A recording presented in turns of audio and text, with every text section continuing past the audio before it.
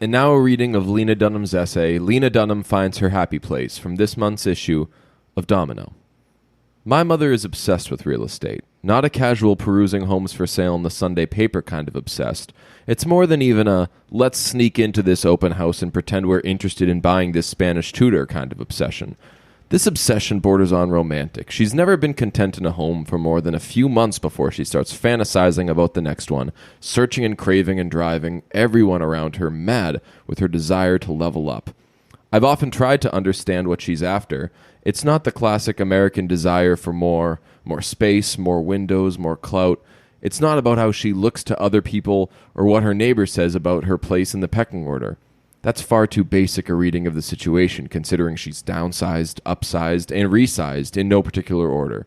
She's dragged our family with her, and the most major fights of my parents' 44-year relationship have been on this topic. It's a miracle that they survived the Williamsburg rental with the black lacquered kitchen and faux Warhol wallpaper.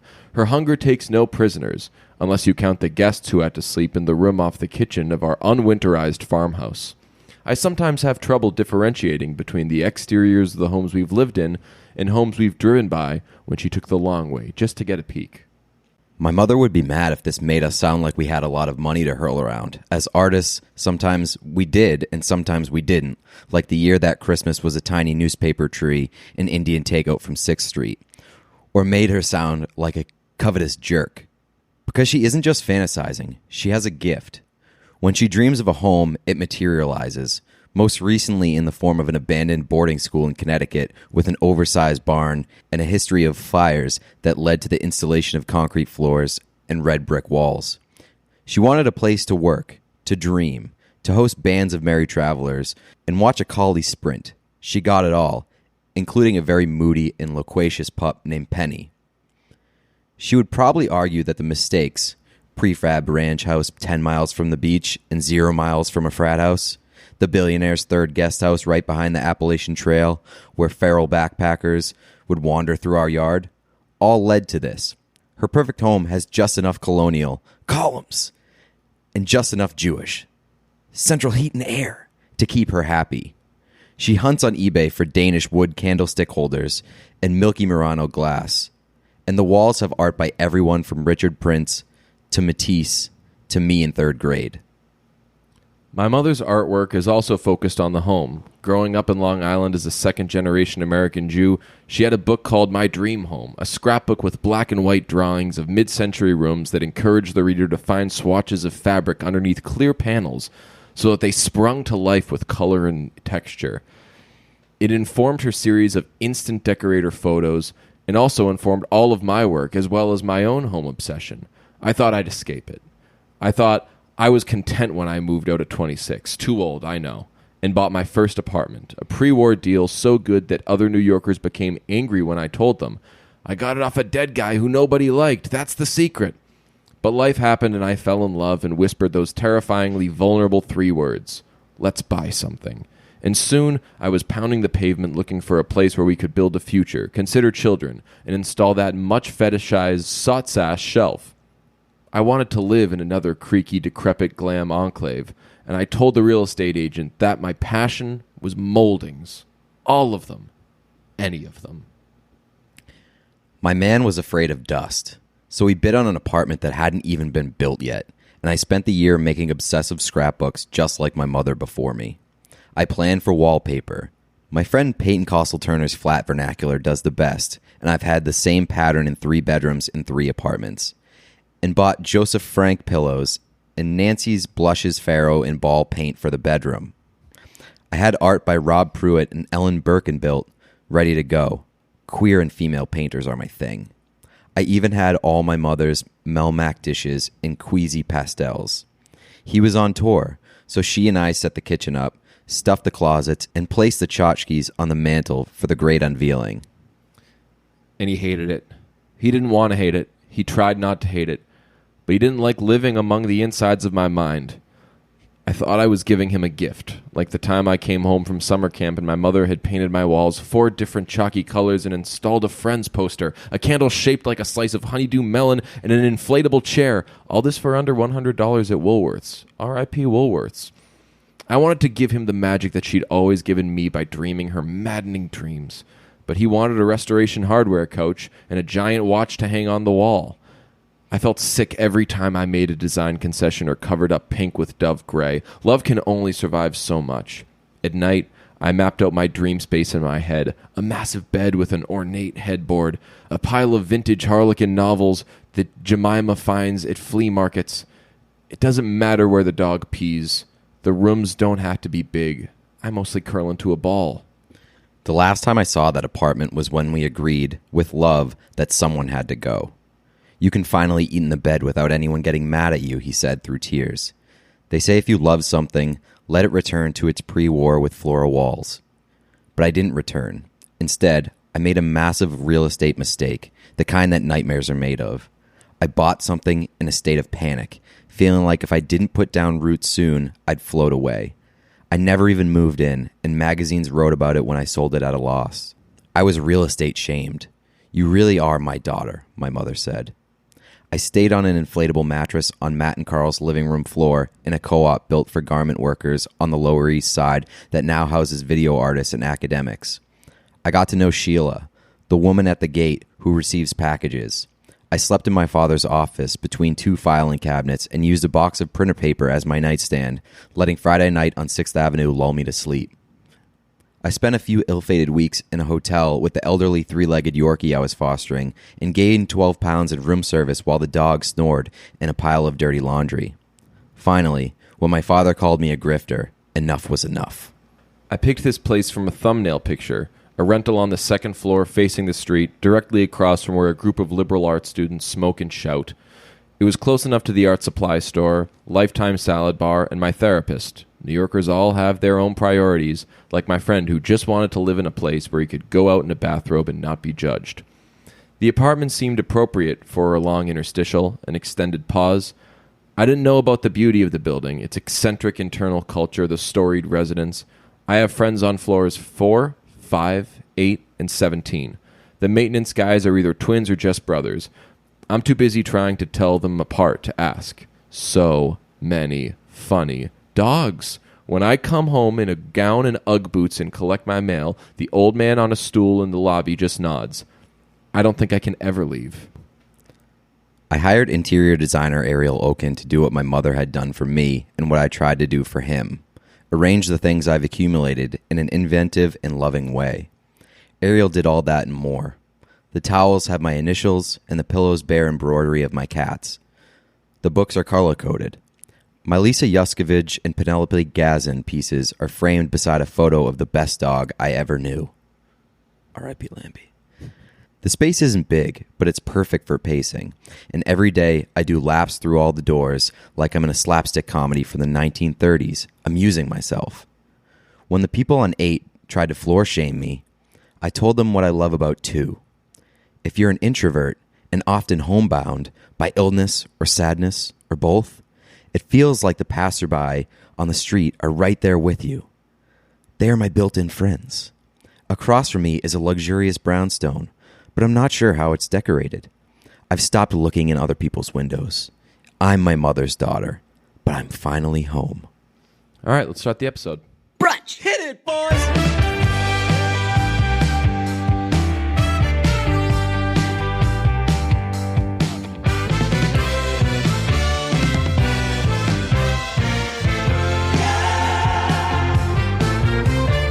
Where y'all chicken is what everyone's asking these days. They're saying, where are you getting that chicken sandwich? People are freaking out. I believe this came because Popeyes is now making a chicken sandwich, which yields the question, not necessarily where y'all chicken, but Popeyes didn't already make a sandwich? Yeah, that's crazy. How did Popeyes... It's a fast food place. All those places have sandwiches. I know that chicken is made... Popeyes is known for its chicken. But like Chick-fil-A is known for its chicken. They're grinding out sandwiches like it's nobody's business. Like it is not a huge step up to be like, yo, we make great chicken. Maybe we should throw it in some buns. And I would try one of these chicken sandwiches, But now it's almost like a social media challenge to go out and try to get this sandwich because people are spending their entire days. They're treating it like it's an opportunity to be on The Price is Right. They're camping out for hours and hours and hours to try to get one of these sandwiches. It went too mainstream too quickly. Now it's basically like you're basic if you go out and get one. Oh I wouldn't be caught dead in one of those lines right now. Right. I mean I would if Popeyes was accessible. Yeah. I would definitely check it out. It's really not that accessible around here. Popeyes is fantastic. It's there's only one that I can think of that everyone knows around here, and it's the one across the street from Fenway Park, the infamous one that cost the Red Sox in 2011. Yes, to make the playoffs. Basement one, yeah, because they were the players were ducking out to eat fried chicken from Popeyes and drink some light beer. So good for those guys. Good for Popeyes because they're making a killing. But it has yielded this big chicken debate. People asking, what's the best chicken sandwich? And I don't even know what the other candidates really are. There's only 3 in my mind. And I'm allowing Popeyes to be one of these because everyone's going so crazy for it. And I haven't had it yet. But apparently it's so good and so buzzworthy that maybe it's up there. To me, there's only one correct answer. It's Wendy's spiced chicken sandwich? No. Chick-fil-A? No. What? The best chicken sandwich is the next chicken sandwich. Oh, that's a good one, Tom Brady. Yeah. That's a good Tom Brady most answer. chicken sandwiches are pretty good. That was one of my thoughts as everyone was freaking out about this. They're like, when people are like, no, this is the best. Oh, no, this is trash compared to that. But if a chicken sandwich is presented to you, you are going to have it. And you are so excited because generally a fried chicken sandwich is going to be unbelievable. It's hard to fuck up. The only time chicken sandwiches aren't very good are when you're at a restaurant and you're like, you know what? I've been having a lot of burgers lately. I'll get the grilled chicken sandwich.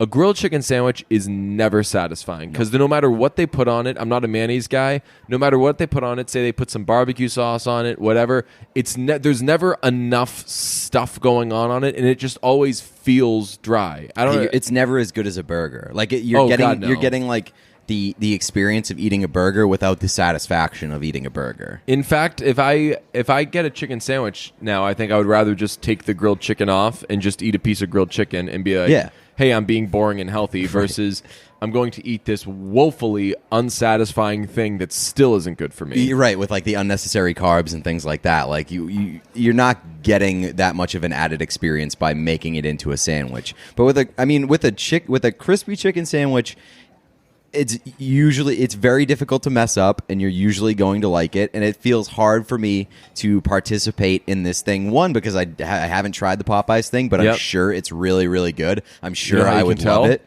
Huh? You know how you can tell? Two things. Everyone's talking about it. It's a chicken sandwich, and it's from Popeyes. You're right. This would be news. If this is bad, the news would be Popeyes now makes something bad. Right. Because Popeyes is so delicious. Yeah, and I mean, the fact that people are going so crazy for this, like, with already knowing that Popeyes makes really fucking good chicken, means that this has to be really, really good. Yeah, I was talking about that with a coworker the other day. I was like, hey, so where are you following this whole chicken sandwich debate? And he was like, if I'm going to a place that makes fried chicken and makes a sandwich, I'm just eating fried chicken. I'm just saying, like, give me a bucket of whatever you have, or depending on where it is, give me like a 3-piece. Because, man, fried chicken is just the best. I had some sort of, I forget the details of it completely. Oh, I know what it was. I was talking to a friend about McDougal's in Nashville, which I don't know if you've ever been. It's a chicken finger place near Vanderbilt, and I love it. I'm crazy about it. Would have been fucking awesome to get this suggestion like 3 weeks ago. You when definitely I was in got this Nashville. suggestion when I sent you a Nashville like 2 ideas years ago. thing years ago. It's great. It's but they give you this huge tray, and it's just loaded with chicken fingers, and they're huge chicken fingers, and fries, and they also give you some Texas toast because they're like, man, all the chicken fingers and fries is enough. Let's give this guy some Texas toast, and you get some sweet tea, and it's the best. And we were discussing how I'd brought that up to somebody who knew Nashville pretty well, and I was like, oh, do you ever go to McDougal's? And he was like, yeah, it wasn't super popular among students, Jay Cutler like lived there. Not a surprise at all. Right, no. Not a surprise at all.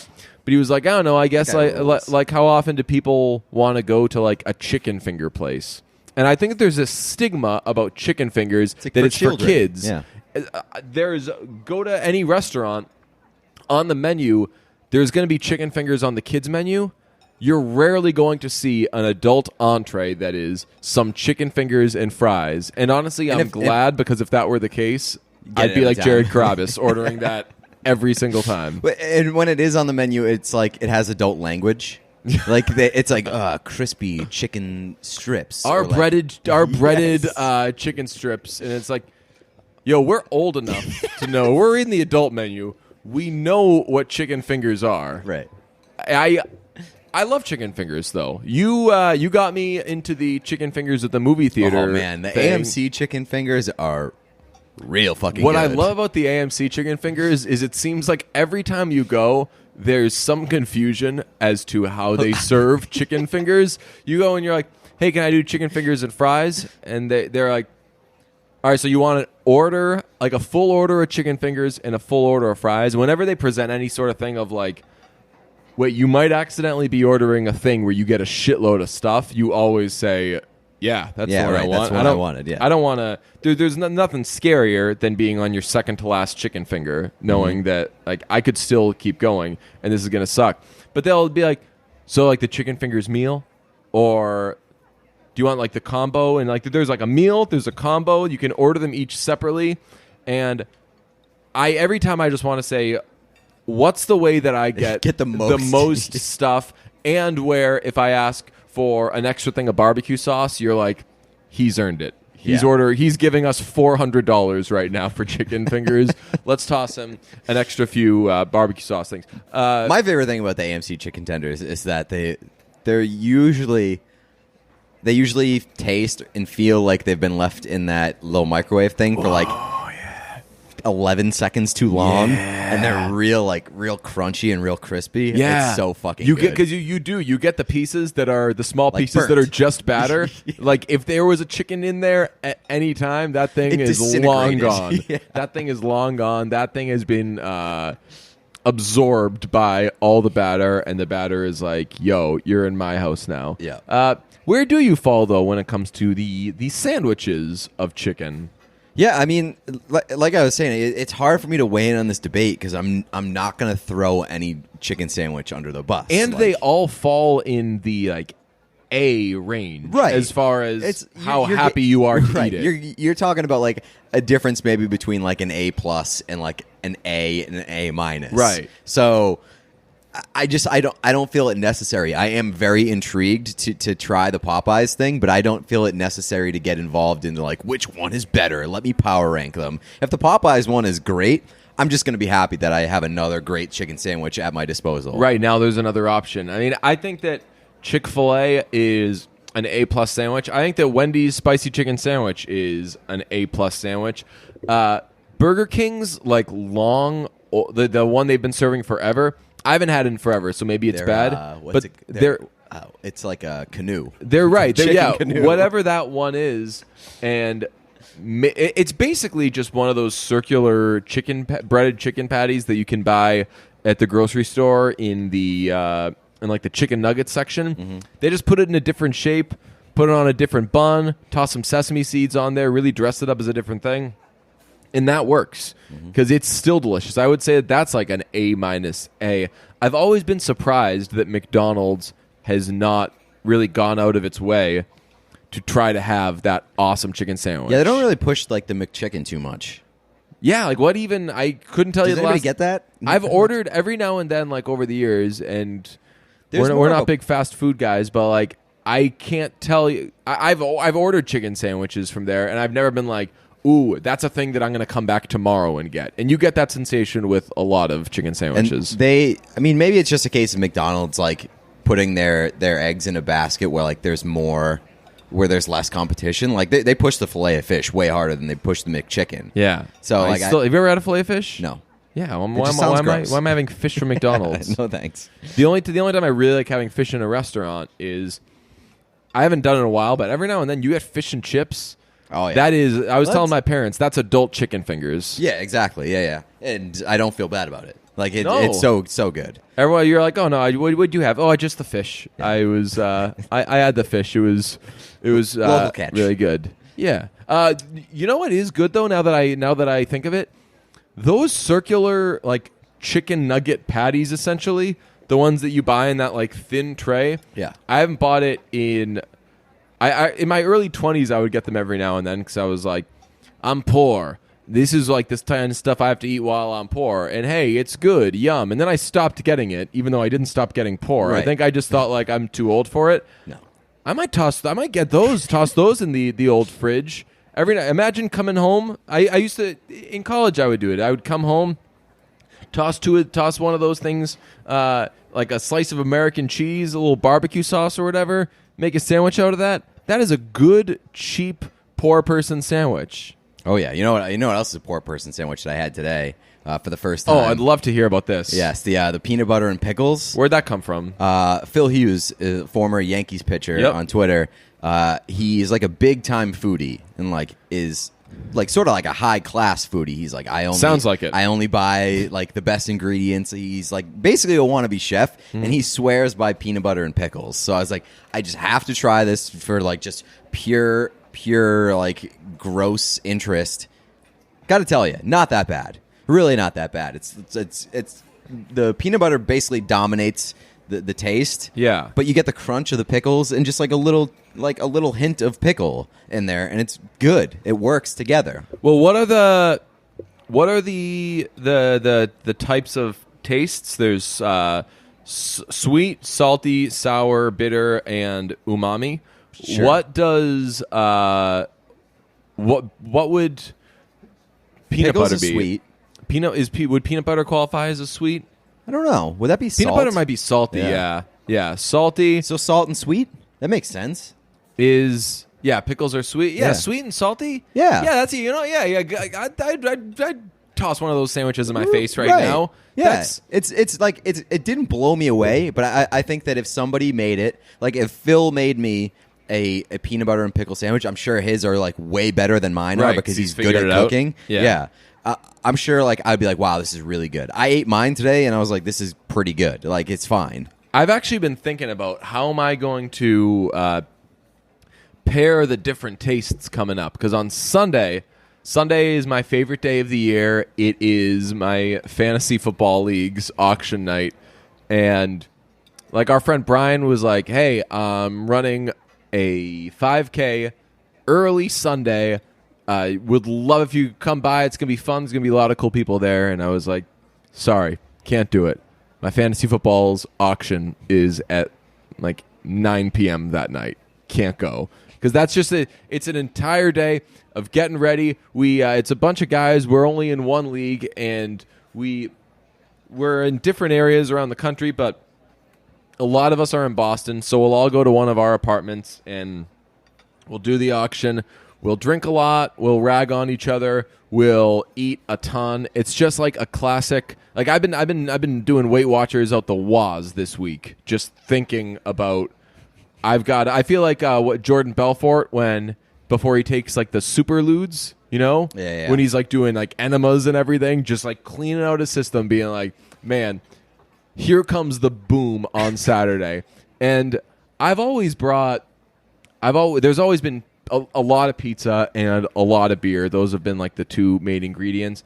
But I always bring Chex Mix because I'm just like I'm a Chex Mix like junkie. I just inhale that stuff. Yep. But I'm like, what can I bring that's different from that stuff? Like, if I were to bring some pie, like, can you have pie with beer? Yeah. You think so? Absolutely. Like, can you have? I feel like chocolate stuff, even with beer, becomes like a no-no for people. I mean, what do you do on holidays? I drink all That's day true. drinking beer, and then like when pie comes out, I'm like, oh, sorry, I've had a few beers, I can't do pie. Kidding me? No, absolutely not. Oh, sorry. It's just that I've been drinking beer. Yeah. That's a good point. But it's not like you're having like a stout and then you have some pie, which that sounds like they would work together. Yeah. But like we're talking Bud Light. We're talking Coors Light. Think about it though, like Bud Light doesn't really prevent you from doing anything. From doing anything other than continuing to drink Bud Light. What's something that you would combine Bud Light with that you would be like, ugh, gross, can't do that? That's a very good exercise. What doesn't go with Bud Light? Oh, I'll tell you what doesn't go with Bud Light. Cereal, like with milk. I was up late. Although I don't do my cereal with milk. So like I could possibly wash down some dry cereal with a Bud Light. Oh, definitely. Well, that's just candy with Bud Light. Right. So then I guess that goes to my point that like you could have chocolate and stuff with Bud Light. I don't do cereal at all. I thought that you were a big cereal guy. Can't do it. Really? If I have cereal, right, because you have no self-control. Right. Okay. Cereal has to be, I don't know if I've ever ranked these things, but cereal has to be very high on the you can't have if you don't have self-control list. It's probably number one. You buy a box. I walk by cereal now the way like I think a former smoker sees the prices of cigarettes these days, where they're like, whoa, I used to go a pack a day, and now it's up to $6 or whatever cigarette. Well, that's what I was going to say, that like that's a good thing that you've cut that out of your life, because cereal is cheap. I mean, expensive. Right. Is cereal like $3-4 a box now? Yeah. Wow. What did it used to be? Because I just feel like since I've considered buying cereal, it's always been kind of expensive. I feel like the reason people had to have bought cereal was because it was cheap. Like you got like 3 kids and you're like I'll buy a box of this shit and it'll take care of them for like a couple of days. But then you got to buy milk and everything. I don't know. I've gotten into the oatmeal at work. I've been trying to cut corners, maybe for the first time in my life. I've been thinking like, what money do I spend and what do I spend it on? And I eat out probably at least once a day. What? And yeah, of course. Really? Yeah. I have forever, because that adds up. I guess you work in an office. Exactly. And I feel that a lot of people who work in offices probably eat out maybe once a day. But whether it's so like I would get whatever's near me. There are a couple cool places near me. We get food from there for dinner, and then maybe 2-3 times a week, maybe you get Dunkin' Donuts, you get a coffee. I have recently been like, yo, I am not doing that. I'm going to buy eggs at the beginning of every week. I'm going to have that for breakfast. I'm going to have some food that I don't binge on that I'll have. I've been doing this. It's called Premier Protein. It's probably for old people. I've never even Googled. Sure. I've never even Googled what it's for, what people do with it, and I'll have eggs for breakfast. At some point, I'll make a coffee and dump a bunch of that stuff into it, and it's kind of filling. And then I get to work and I eat some oatmeal at work. That sounds like the saddest thing in the world. It's very sad. And then you have to renew your AARP subscription. Right. But it's saving me a lot of money. I would say like I've been doing this for like 3 weeks. My guess is I've saved at least $200 probably doing that. Right? Damn. That's a game changer. Brunch gives financial tips. Yeah, we are definitely in a place to do that. And it's also worth mentioning that you showed up today's recording with Dunkin' Donuts. Yes, this was like this is the only time this week I've gone to cheat day. Dunkin' Donuts. Yeah, Enes Kanter shouts out my Turkish brother. How about that? Oh, an Armenian and a Turk being on the. I'll tell you what, man. Enes Kanter. I know that a lot of people see his stuff and they're like, man, this is a pretty loud dude. I mean, I'm probably anybody who follows any of our shit probably thinks the same of me. But I'll tell you what, I know I'd be friends with that guy. Yeah, he seems like the salt of the earth. Oh yeah, for sure. Which is He'd cool. Probably come on the podcast. Which is cool. Like imagine a world Armenians and Turks just loving each other. I had an Uber driver one time. I was living near Watertown, which is it's that in Fresno, California, might as well be Armenia. It's just all Armenians over there. And a guy picked me up. He had an accent. He was like, "Oh, hey, this worked out. I was just over at I was just over at Eastern Lemajun, and I was like, "Oh, cool, yeah, Eastern, hey, inch pesas." And he was like, "Oh, I'm not Armenian, but a lot of my friends are, and I love the food." And I was like, "Oh, hell yeah!" So, if you don't mind, what are you? And he was like, "I'm Turkish." And I just instinctively responded, "How's that work out?"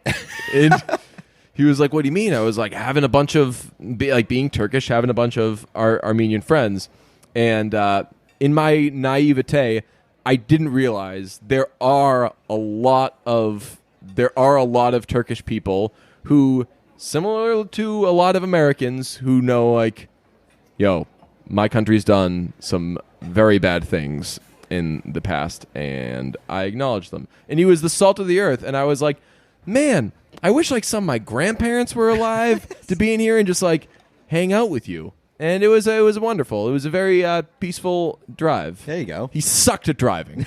Zeros, no, just kidding.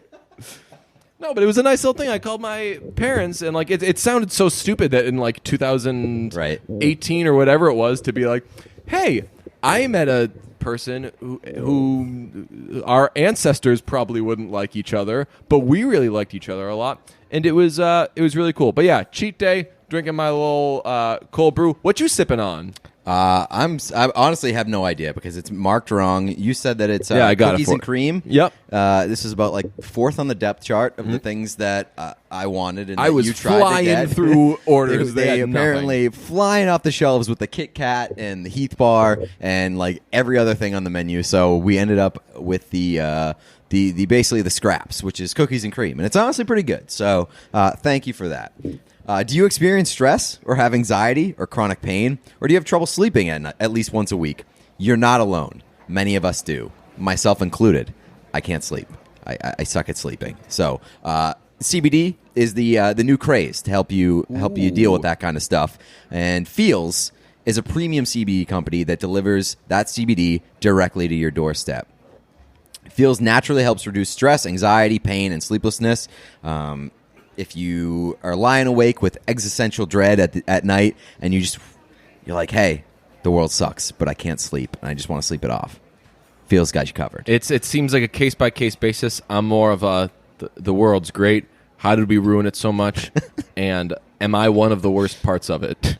Oh, all right. You know, just being stuff. restless, tossing and turning. FEALS is easy to take. You just place a few drops of FEALS under your tongue and feel the difference within minutes. I can vouch for it. It works. I like CBD. It actually helps me fall asleep. Does it really? Yes. Yeah. I have been just taking my anxiety medicine at night because that kind of gives you wears you down a little bit. Yeah, but I bet you have to go to the doctors to get anxiety medicine. I do. What if you brought the doctor right to your door? What? Nailed it. So if you're new to CBD, FEALS... Now I'm having company when I'm trying to sleep? That's going to keep... I got to ask him if he wants anything, put on a pot of coffee. Ask you about your penis. Oh, man. If you're new to most of my guests. If you're new to CBD, FEALS offers you a free CBD hotline and text message support to help guide you through your personal experience. It's a pretty small company, and they actually... I've talked on the phone with the people that run the company, and one of them's from the area, local guy. Nice. So I had a nice little chat with them. They said that they're all personally available on that hotline. Half Armenian, half Turkish. Yes. Just 100% love.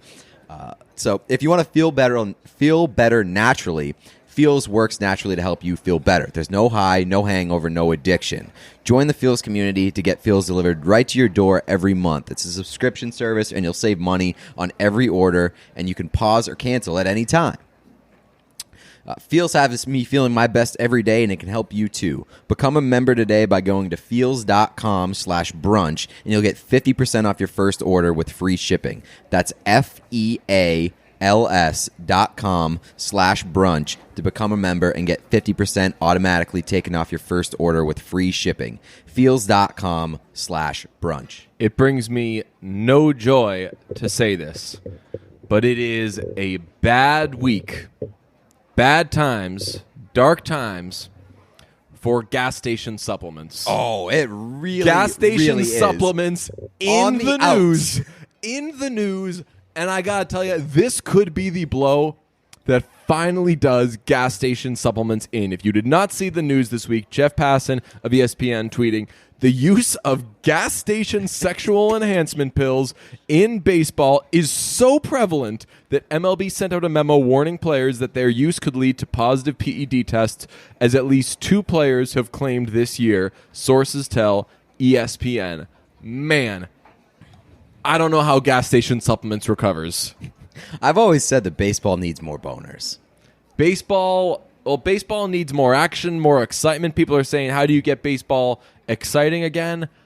Tight pants and boners. I think by jumping on the let's put down gas station supplements gang, I think that's smart.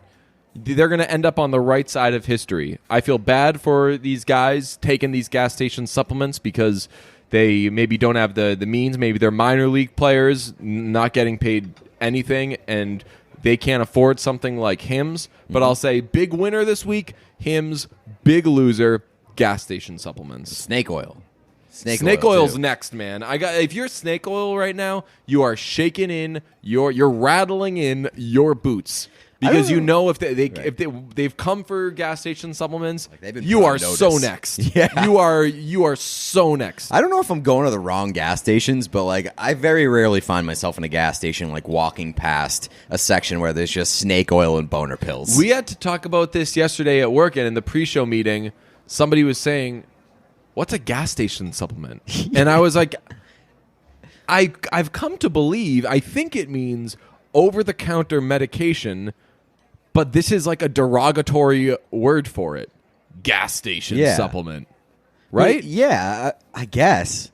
Because is the stuff you're buying in a gas station not available at like CVS or Walgreens or something? But wouldn't you think that like big gas station, like big tobacco would put out like a cease and desist or like, hey, stop sullying our good name? Right. We've been providing great services. We've been giving you gas. Like we are part of we are ingrained in American history. We are an institution in America. Without stop us, you have no gas, our name. And you're gonna use gas station like it's some right. awful gas station. I'll have you know, most nights when I'm not feeling great about myself on the way back from work, I stop at a gas station because it's the only place that's open where I can get Chex Mix at 1 a.m. Right. Gas stations are very good. Gas stations help supplement my feelings. If we keep going on this track, we're gonna start seeing like gas station subscription or gas subscription services. We're gonna start advertising these on the podcast because nobody's gonna want to go to gas stations. I'll tell you, I won't do it. I'll take a stand. Yes, I'm going to take a stand for gas stations. For years, it's where I've been getting my gas, and I don't want to put them out. I want to put these mom and pop gas companies out of business. Yeah, these small businesses. We stand with gas stations. We stand with big gas. And we stand with big oil. All right, we got 2 movies. The first one that we're going to talk about today is Good Boys. Good Boys. Good Boys is a comedy with children. It is the second Superbad that has come out this year. Yes. It was Booksmart. Yeah, was Booksmart this year? Yes. Okay. Yeah, it is. I mean, think so. I think you're correct. But I hate making the Superbad connection because it's like it's so obvious, and every movie that is going to be like this is going to get compared to Superbad. High school movie with a group of kids. Instead, this is a middle school movie with a group of kids. Right. It's a 6th grade Superbad. But there are a lot of parallels. Like, it takes place in the same day. It's a bunch of kids, like, trying to go to a party and getting into all these adventures along the way. It is very fucking funny. I enjoyed this movie a whole lot. They executed it well. It wasn't. I was afraid it was going to be Sausage Party, and it wasn't that. So I give it kudos for that. How funny was it?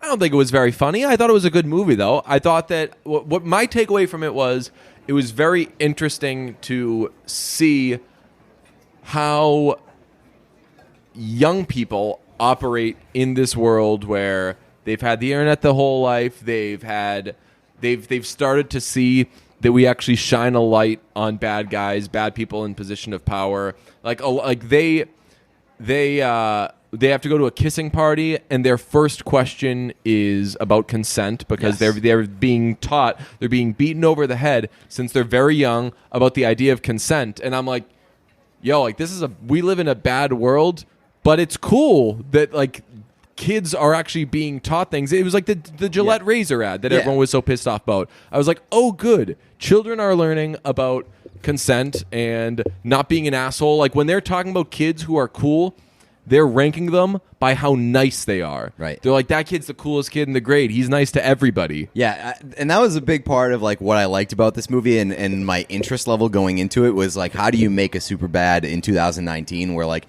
everybody's looking for a fucking problem? Right. And this was a very non-problematic take on like that Superbad thing, but they did it in a way that was very funny, I thought. And I would show it to kids. Like Right, if that's good messages. If I had like I don't know, 14-year-old might be too old or whatever. I don't know, if I had like a middle school kid wanting to watch that movie, I would say go for it. Okay. And if they said, "Hey, I'm confused as to what those couple things are," I'd say they're related to sex, but whatever, you don't have to worry about that. Right. Yeah, and like they do it in a funny way. Like the consent thing was a bit throughout like basically the entire movie. I don't think it was a bit though. Well, I mean, I think that they designed it to it's get shocking laughs. for adults to see because it's not what they're No, used but they to designed seeing. it to get laughs, especially in the sex dummy scene where he Yeah. goes for the kiss and he's like, "Wait, you didn't ask for consent Right. from the sex dummy." So I thought Yeah. that was very funny. They also like a good part of this movie is that like they like kind of bash toxic masculinity. Oh, definitely. With one kid who loves singing and he's like basically peer pressured into quitting the like the theater because it's not cool or whatever. But like they deliver a nice little message that like, hey, just be yourself. You still can do this and like be a guy. That's one plot hole, though. It's instilled in all of them that you're a loser if you bully. And there's one kid who's a popular kid who is clearly a bully, and he bullies throughout, and nobody calls him out on it. And it's not necessarily because he's high ranking. He's like also a kind of hanger on, and everyone just kind of lets him bully. And maybe that exists, so there can be a scene where Jacob Tremblay, who was unbelievable in this, tells him off. That kid can do absolutely everything. I think one of the best parts of this movie is that Jacob Tremblay's in it. Just like, and especially looking at it, and be like, that's the fucking kid from The Room. I was wondering why he would do this movie. Because I was kind of expecting Sausage Party, so I wasn't looking forward to seeing this movie, and it ended up. It was just a cute, wholesome movie about something that usually isn't wholesome at all. Is usually very raunchy. This was not a raunchy movie. I mean, it was. It's Not particularly. There's a lot of like sex jokes. Yeah, there's but a lot of nothing lot of swearing. There's a lot of like they push for the this limit genre. a little If bit. we're gonna say it's in like the super bad, book smart kind of realm, this I thought was right, but super they're clean. way younger kids. Right, but they're still having them say the F word every other word. That's what I'm saying. Like they are pushing the limit with like what you can get away with kids this age.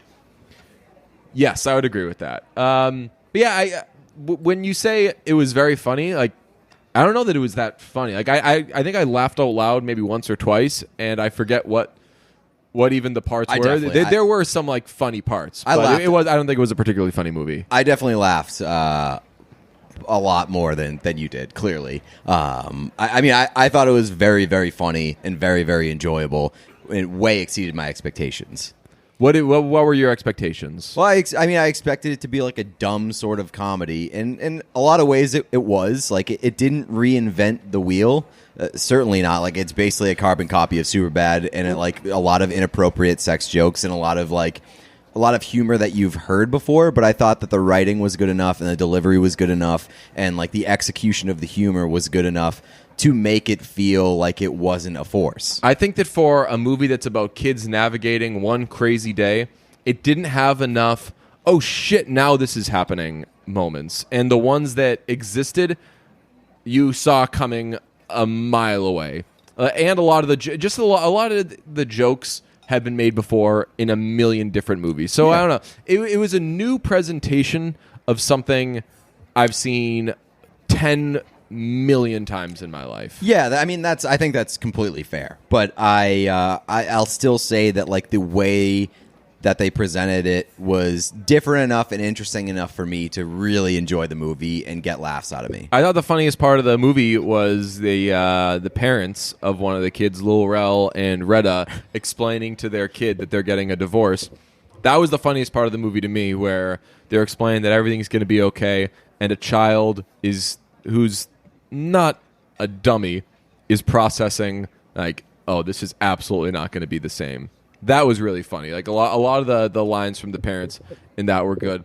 Will Forte is always solid. The adults were good. The stuff with the drugs, I kind of snoozed during. I didn't think that was amazing. Well, the shootout was very funny. The shootout? Yeah. Oh yes, yeah. They yeah, go to buy drugs shootout, and end up lighting them up with paintball guns. Like one of the best subtle jokes in the movie is the frat kid coming into the room and yelling, "She dropped the lawsuit," and immediately getting drilled with paintballs. Very very funny. Also, I thought that one of the best subtle jokes came at the end, where they are talking about getting snacks, and like this kid delivers like an unbelievable like musical performance, and I thought it was great. And then one of the other kids like, so we not getting snacks, right? They were supposed to make grilled cheese. Yes. The two high girls were going to make them grilled cheese, and they're like, wait, you should sing. And he starts to sing, and he's like, so it's a no on the grilled cheese. I thought that was very funny. That scene gave me douche chills because I think there needs to be a rule. Maybe I've said this before. There needs to be a rule, and this exists with the 1-800-CARS for Kids commercial, if you've ever heard it. A kid needs to sign, or a kid's guardian or something needs to sign something saying, you are allowed to auto-tune my child. It sounds so weird and gross to me when a kid's voice, a cute little kid singing, has like auto-tune on it. It just creeps me out to no end. Very, very gross. Very weird. All right. I think that's a you thing. I think that some would agree. I think that honestly that's what grates on people with the 1-800-CARS for Kids commercial that everybody hates so much. I think it's just the level of annoyingness on those commercials. Hearing an auto-tune kid, probably really annoying. But if we want to talk about plot holes in this movie, it's like these kids are painted as being dumb at times. But let me tell you, the older girls, the duo of older girls who lose their drugs to the kids are just the dumbest people in the world, because they have $600 at their disposal. Yeah. They use it on a drone. They buy a $600 drone basically as what would we call it, collateral, or like to trade the kids for the drugs, rather than just using that $600 to find drugs literally anywhere else. Could have just gone back in and got more drugs. Was there some reason they couldn't go into the frat house themselves? Well, because she broke up with the boyfriend who sold the drugs. Oh, okay. But like, you could literally go to anywhere else in the world that sells drugs. I'm sure they know somebody else that could get them drugs. Or ask somebody who isn't an 11-year-old kid to go buy the drugs. Right. Just ask one of your friends. Ask anybody from your high school. Say, hey, I don't know how much the drugs would cost. Say it's like $200 or something. I don't know. Say it's $100, $50, whatever. Say, we'll give you $50 if you go and buy these drugs. I don't know how many. Every high school in the world would say yes to that. Yeah. I don't know how much 2 pills or 2 things of Molly would cost, but I guarantee you it's less than $600, or else nobody would be doing Molly. Right. There would unless they're selling like higher levels of drugs and have drug money. But then they would probably also have those drugs and that Molly. Yeah, I would say that the movie was. I'll watch it when it's on, and it was good. It was a cute presentation of something that we've all seen a million times before. I thought that all the kids in it were good. The kid that plays the most popular kid, probably the best casting job in the history of anything, because that kid looked and acted so cool. Yeah, I want to be friends with that kid. That kid was cool as hell. Yeah. But yeah, and he's got VR. What a good kid to be friends with. Hell yeah. Not the best movie though. Not bad. I mean, I'm not saying it's fucking like movie of the year here, but I thought that it was a very surprisingly good comedy. Solid. I think that let me think. Both of these movies this year, Booksmart and that, I think are way overrated. Well, I wouldn't say that Good Boys overrated. I mean, I also haven't seen much of anybody talking about Good Boys, but let me see. Booksmart was like, you gotta go see this, please. Like, I also think that a lot of that was because, like, hey, it's directed by Olivia Wilde, and it has like directorial debut. Okay, you know what? Booksmart, 77%. Okay, wait, no, I looked up the wrong movie. But Booksmart is a 77% audience score. Completely agree with that. Yeah, I mean, I would probably put it a little higher than that. Yeah, maybe like low 80s. Yeah. Let me see what Good Boys is. Good Boys. By the way, I look at audience score more than I look at the tomato meter. Okay. I don't care about those. I look at both, and I weigh them equally. Good Boys is 88% audience score. I'd say 80 to 85 is okay. I would say like a tad lower than that. Right. Okay, 80 to 85, not bad. That usually comes down though, so like we're like 2 weeks removed, or like a week and a half removed from its release. It'll probably come down a little bit. Critics weren't crazy about it. 78% Rotten Tomatoes, but again, think that's kind of fair. I don't care about the. So you came into this saying like you really liked it and it was awesome, but I don't expect critics to like it. Okay. So you're not surprised that they didn't think right? That much Yeah, of yeah. it. Yeah, because it wasn't that good. You agree. Fuck off. We also saw Blinded by the Light, which I'll tell you, I did not know what that... I thought I knew what that movie was about. Did not know what it was about. I knew absolutely nothing about this movie other than that you told me to go see it. I knew that and you told me it existed. We're making all these Elton John and Queen movies. There was a Bruce Springsteen movie coming out. I knew it wasn't about Bruce Springsteen. I knew it was about a Bruce Springsteen fan. I thought it was about a kid from London or something that really wanted to go to a Bruce Springsteen concert. And I guess that little aspect is true, but really it's about a kid in the late 80s, 80s, in a suburb of London, and he's Pakistani, and people are racist as hell to his family, and it's a depressing town. The movie's depressing as hell. They intentionally didn't show the sun ever. It was a very depressing movie to watch, and he finds through a classmate, he finds out about Bruce Springsteen, and he really identifies with his lyrics, and he becomes a huge Bruce Springsteen fan. And swear to God, that's all the movie is. Yeah, it's about a kid who gets into Bruce Springsteen in the 80s. I had to tell you, absolutely not for me. Yeah, that wasn't a very good movie. No, but apparently critics disagree. Really? Yeah, dude, it's getting great reviews. Really? Yeah, let me look at Blinded by the Light, 91% of Rotten Tomatoes. So this is a case, I think, where people look at the subject matter and they say this is an important thing. It's important to show that this is what existed for this poor kid in the 80s, and it is brutal. Like I said, you want to talk about depressing? This kid and his family can't catch a break. They are trapped. They really are insert any Bruce Springsteen lyric and apply it to someone who's in a way worse situation. So that is portrayed, and I think that because people see, man, that sucks, that's awful, that's so horrible, we're glad we get to hear this kid's story, they say, okay, 91. Versus all right, yeah, but how good was the movie, though? I mean, the movie to me was a fucking mess because it could not decide whether it wanted to be a silly jukebox musical, basically. Completely. Or this very serious movie about a real life story of somebody who went through shit and had real life problems going on in his world. It was racism, extreme family issues. Yeah.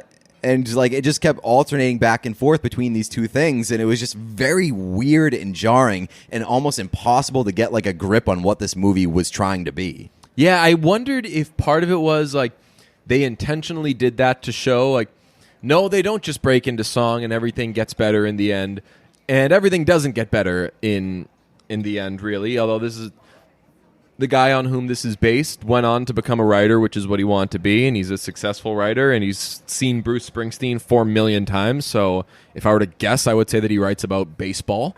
Right? He doesn't. That's what I was gonna say. Like the most unrealistic thing about this fucking stupid ass movie is that he doesn't write about sports. Right, is that he writes about like actual shit that's important. But I think that maybe they intentionally were like, oh no, it doesn't get good and fun because this guy's life was really hard. But I just feel like they could have struck the balance, and especially like when you're dramatizing stuff in movies anyway, like just take a little more liberties. Like either lean into the really hard shit or show more of the fun shit.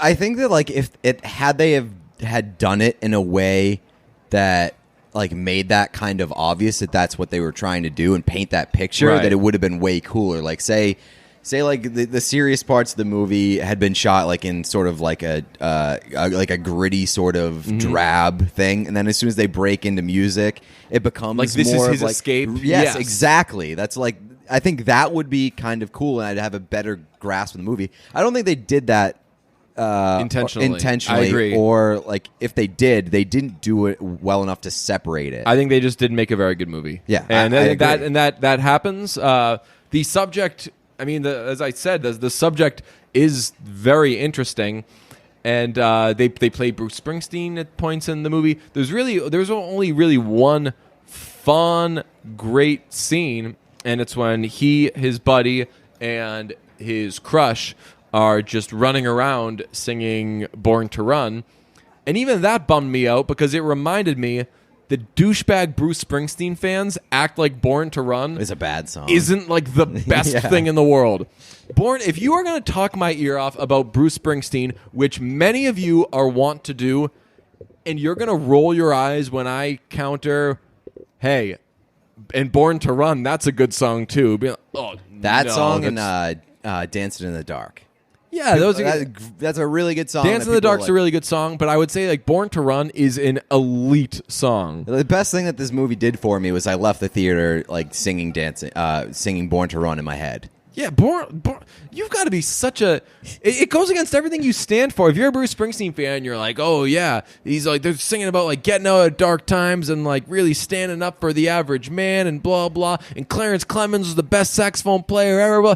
That song has everything you want. Right. That song rules. And when I hear Born to Run, I get bummed that I think there are idiots out there who want to tell me that they've seen Bruce Springsteen 900 times and how I'm wrong for thinking this awesome song, which I know more about music than these idiot Bruce Springsteen fans, I know is a better song than a lot of the shit that they're going to be like, oh, no, this is way better. So I do wish there were more scenes like that where they're just like where Bruce Springsteen songs take over the whole thing. I will say this on this movie. You guys know that I am firmly against nothing gives me douche chills than when people say, hey, does this get you laid? Because I feel that people mate and people have sex based on their connection with each other, and to boil that down to arbitrary levels of cool is just really weird and really stupid, and probably will prevent people from wanting to have sex with you. So I always, my skin crawls when I hear someone say like, oh, I bet that guy doesn't get laid based off of whatever, blah, blah, blah. Being the guy who's just walking around talking to everybody about Bruce Springsteen, not going to get you laid. No, and in this movie, he gets a girl out of it, and I'm like, now I have to break my own rule.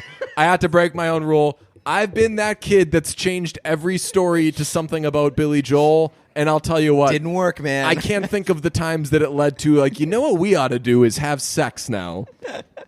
Yeah, my first and like most prominent note of this movie is just that, listen, I get what the movie is about. This guy likes Bruce Springsteen way too much. he really does. This was like the beginning signs of like, oh God, he's gonna see Bruce Springsteen a lot and tell you how many times he's seen Bruce Springsteen. That is exactly what it is, and it's just like Listen, man, I get that you really like Bruce Springsteen, and I think that you should like what you like, and I'm glad that he brings you happiness. But please, just fucking tone it down a little bit. I don't want to hear about Bruce Springsteen in every conversation that I have with you. And this guy is just hammering it endlessly. Yeah, and I know that not everyone wants to hear about the thing that you're into, and if you have mentionitis with something. But I mean, sometimes we all do that. Like we've spent episodes at a time just being like, "Oh, look, the global warming is such that we have an hour left." But in this hour, gotta bring up this other Midsommar point that came up to me the other day, and like that's just what's on our brains. And I bring a lot of things to Haim and Father John Misty, and as I said, as a younger man, everything was Billy Joel and the Beatles and whatever. But this guy has no interest in anything outside. Right, of I was Bruce gonna say, Springsteen. like, I at least find myself in conversations about other shit that I hijack and turn to Father John Misty. This kid is going door to door being like, "Have you heard The Boss?" And again, this is set in the late 80s, and they're like, "Yeah." Of course we've heard Bruce Springsteen forever. Like he's on a world tour right now. You just found out about Bruce Springsteen? Like, yo, like we think Bruce Springsteen is old and bad now. He's tired. Yeah. Yeah, so I mean, like, at least have a B option, man. And you can make a movie about Bruce Springsteen without forcing Bruce Springsteen into every fucking scene. That's where I wish they leaned into that more, or they either had to do make it completely depressing and make it like this kid had these little escapes bit by bit, and then life got depressing again, and then one thing snapped with him, and he said, "You know what? Bruce Springsteen's setting me free," and he flies away, and his mean old dad, like, I don't know, something happens. I'm not suggesting his dad dies or anything, but like his dad changes his ways, and they do that subtly, probably to be more realistic to how his life actually happened. But there was just no big, like, everybody breaks into song, or he meets Bruce, and he ends up meeting Bruce in real life, but they just never showed that in the movie. And like the big part of this movie is he goes to New Jersey for a thing because he wins a writing competition. And but even that was he just goes like and kind of takes some pictures. Yeah, that was like a quick little montage. Yes, it was. You're right. And that wasn't the big thing. The big thing was like this scene at his school or something. Like, they didn't even really explain what the big scene was. He's at the reading, context he of was it. chosen as a winner or something because he wrote about why he likes Bruce Springsteen. And I thought that scene was good. That was Yes. like the one scene in this movie that I was like, okay, this isn't complete crap. It was. I thought the main character did a really good acting job there, and I thought that pretty much everything else in the movie this guy sucked. I thought his performance was crap. Other than this final scene, he was good in it. The final scene, the speech that he gave was great. Had a really good message, and it was performed really well. And it was like this emotional scene, very cool. Other than that, it really did nothing for me. There was no like big, like you said. I mean, the biggest thing that happened was like 3 people running through the city and doing like a goofy dance. Yeah, and I they could have did used the time jump, and I was like, ugh. I'll tell you what, and this is going to sound ignorant because you're going to be like, "Oh, sorry, this like real story was too depressing for you." I really could have used if they just like Mamma Mia'd this and really like showed Lean how into depressing it the one way or life- another. Exactly. Make it like a real ass dark movie, or make it a jukebox musical. They did neither, so I didn't like it. So now, as we do our check-ins on all these musical movies that are coming out, Bohemian Rhapsody, worst movie I've ever seen. Rocket Man, good. And this one, not very good. No. Not very good to bad. My final note on this one is that his friend, his like neighborhood friend, that kid is a big baby. That kid The sucks. kid that looks like Eddie from Friends. Yes, he's Tommen from Game of Thrones. Oh, wait, which one are we talking about? We're talking about, his childhood friend? Yeah, his childhood friend. Oh, okay, I was going to say his friend that he meets in school, the other Bruce Springsteen fan. Oh, no, that kid rules. Looks like Eddie from Friends. That kid rules. Yeah, probably Big the best fan part of the movie. Big fan of that guy.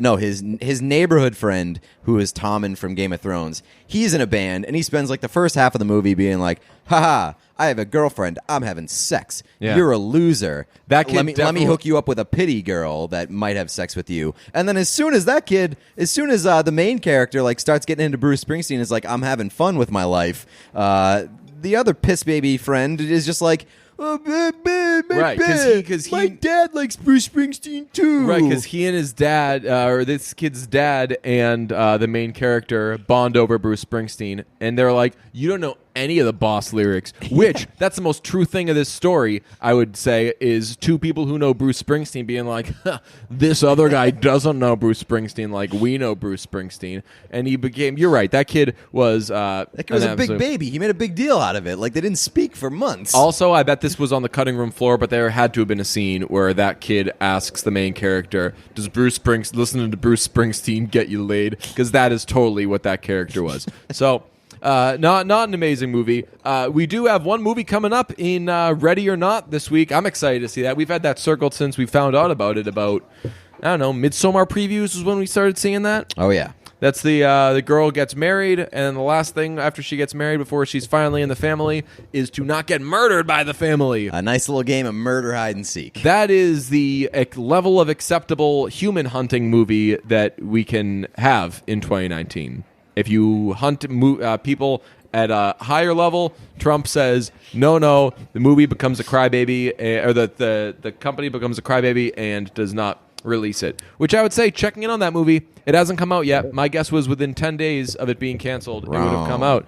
And I think it's been 10 days and it hasn't come out. I do have a personal thing to announce. Decided this recently. I'm going to be a loofah guy. You know loofahs? Yeah, those the little scrunchy things on a stick. Yeah, not necessarily on a stick. You can get them on a stick. You can get them just put them in your hand. Put some soap in there with the little string. They got a little string on them, so you can hang them on the shower head.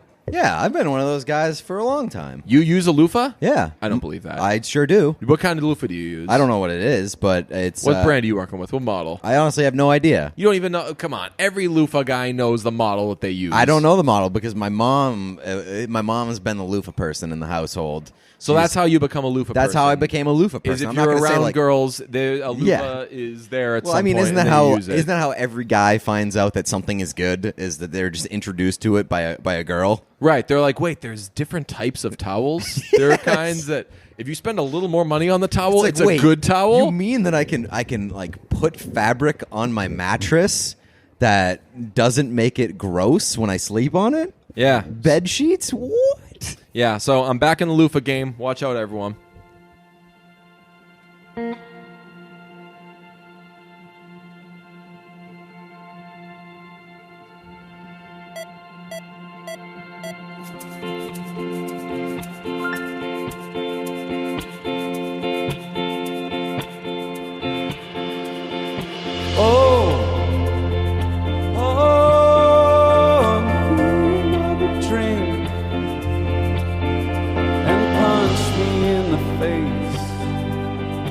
You can call me Nancy. Every man wears a symbol. Oh, and I know I've got mine.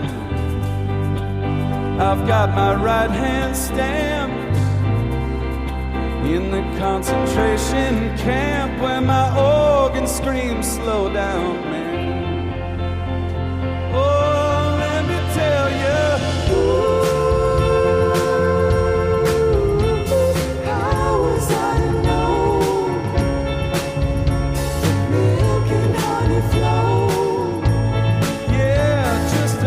States below, right here.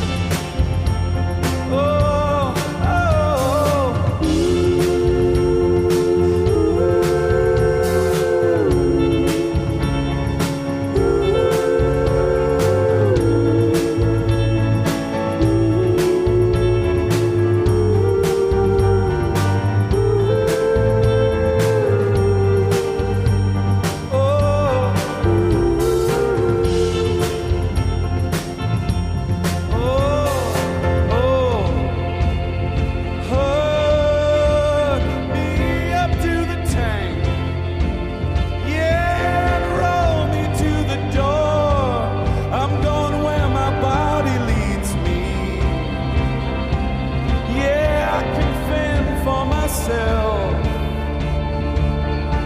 what looks I have left.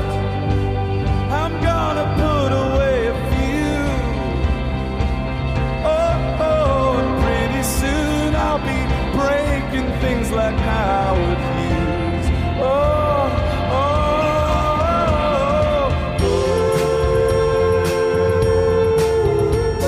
How was I to know milk and honey flow? Where else? Just a couple states below.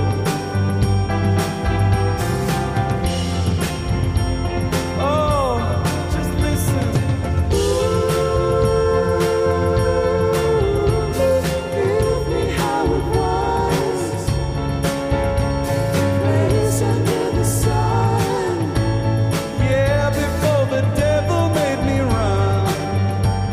Oh, run, boy,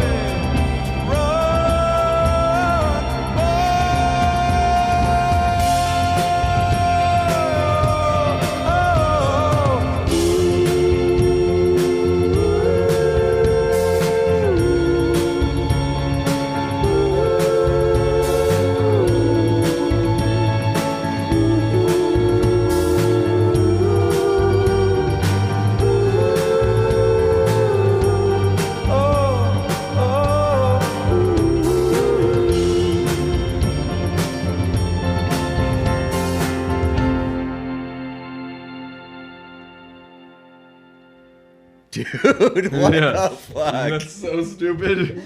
That's gonna be great.